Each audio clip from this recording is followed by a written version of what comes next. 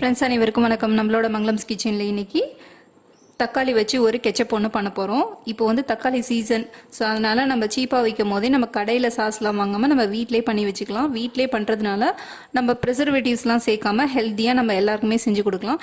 வாங்க எப்படி பண்ணுறதுன்னு பார்க்கலாம். இப்போ தக்காளி நல்லா நம்ம வாஷ் பண்ணியாச்சு. தக்காளி வந்து பார்த்திங்கன்னா நல்லா கலராக தக்காளி எடுத்துக்கோங்க. காயாக இருந்துச்சு அப்படின்னா அதை தனியாக நம்ம குழம்புக்கு சட்னிக்கு யூஸ் பண்ணிக்கலாம். கெச்சப்புக்கு வந்து நல்ல தக்காளி வந்து நல்ல கலராக இருந்தால் தான் பார்க்குறதுக்கு நல்லாயிருக்கும். ஸோ கட் பண்ணி எடுத்துக்கலாம்.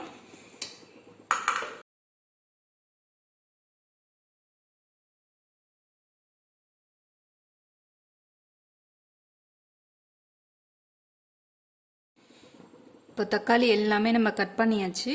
இதை வந்து நம்ம குக்கரில் போட்டுடலாம்.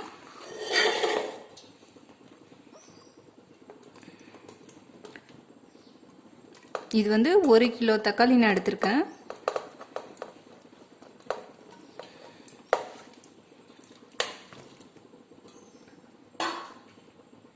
இதில் வந்து 2 பூண்டு பல் சேர்த்துக்கோங்க.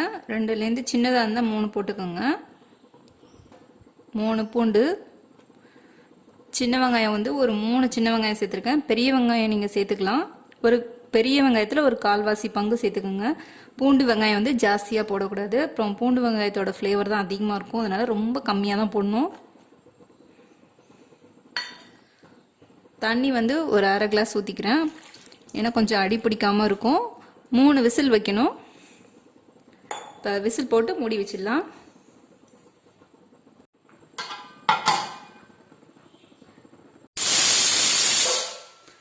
இப்போது விசில் வந்து 3 விசில் வந்துருச்சு. இப்போ கேஸ் ஆஃப் பண்ணிவிட்டு தம்லே அப்படியே போட்டுருங்க. நல்லா ஆறணும். ஆறுனதுக்கப்புறம் தான் நம்ம மிக்சியில் போட்டு கிரைண்ட் பண்ணணும்.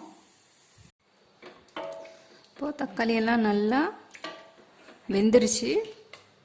இப்போது இது தண்ணியை தனியாக எடுத்து வச்சுட்டு ஒரு மிக்சி ஜாரில் போட்டு தக்காளி நல்லா பேஸ்ட் மாதிரி நல்லா அரைச்சிக்கணும். இப்போது தக்காளி பார்த்திங்கன்னா தனியாக எடுத்துட்டேன். தண்ணியை வந்து மேலால் எடுத்து தனியாக ஒரு பவுலில் போட்டு வச்சுட்டேன். இப்போ இதை நல்லா மசிச்சுக்கலாம். இப்போ பாருங்கள், நல்லா ஸ்மூத் பேஸ்ட்டாகவே நல்லா அரைச்சாச்சு. இதை வந்து ஒரு வடிகட்டி எடுத்துக்கலாம். இப்போ எந்த கடாயில் பண்ண போகிறோமோ அதிலே நான் டைரெக்டாக அப்படியே வடிகட்ட போகிறேன்.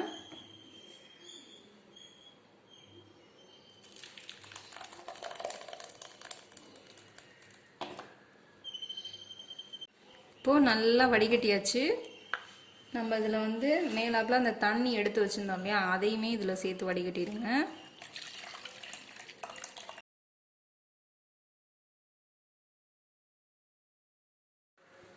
இப்போது ஸ்டவ்வை ஆன் பண்ணிட்டேன். நல்லா கொதி வரட்டும். தண்ணியாக இருக்குது, இது நல்லா திக்காகணும்.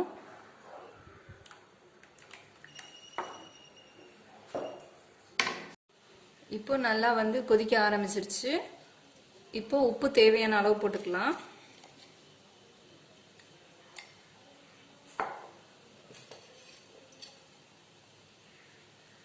மிளகாத்தூள் வந்து ஒரு 1/2 டீஸ்பூன் போட்டுக்கோங்க. அதிகம் தேவையில்லை. சர்க்கரை 5 டேபிள் ஸ்பூன் போடுறேன்.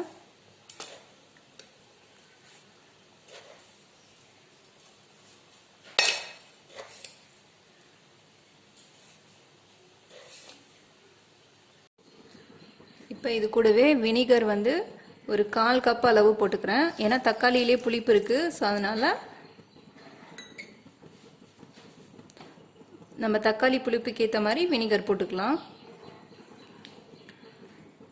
தக்காளியிலையும் புளிப்பு வினிகர்லேயும் புளிப்பு இருக்கிறதுனால தான் அதை பேலன்ஸ் பண்ணுறதுக்கு சர்க்கரை நம்ம சேர்க்குறோம்.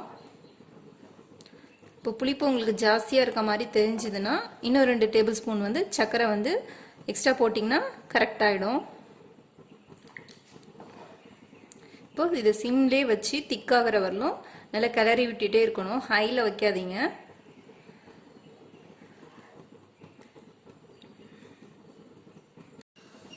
இப்போ நல்லா பார்த்தீங்கன்னா நல்லா கொதி வந்து நல்லா திக்காயிடுச்சு. நம்மளோட ஹோம்மேட் டொமேட்டோ கெச்சப் வந்து சூப்பராக ரெடி ஆகிடுச்சு.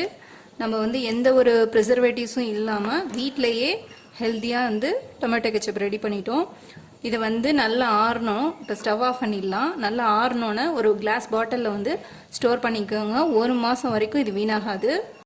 நம்மளோட டொமேட்டோ கெச்சப் வந்து வீட்டிலேயே சூப்பராக ரெடி பண்ணிட்டோம். இதை ஃப்ரிட்ஜில் வச்சு ஸ்டோர் பண்ணிக்கலாம் ஒரு கிளாஸ் பாட்டிலில் போட்டு. நீங்களும் இதேமாதிரி ட்ரை பண்ணிவிட்டு உங்களோட கமெண்ட்ஸை சொல்லுங்கள். இது வரைக்கும் நம்மளோட கிச்சனை சப்ஸ்கிரைப் பண்ணலைன்னா மறக்காமல் சப்ஸ்கிரைப் பண்ணிக்கோங்க. Thank you friends.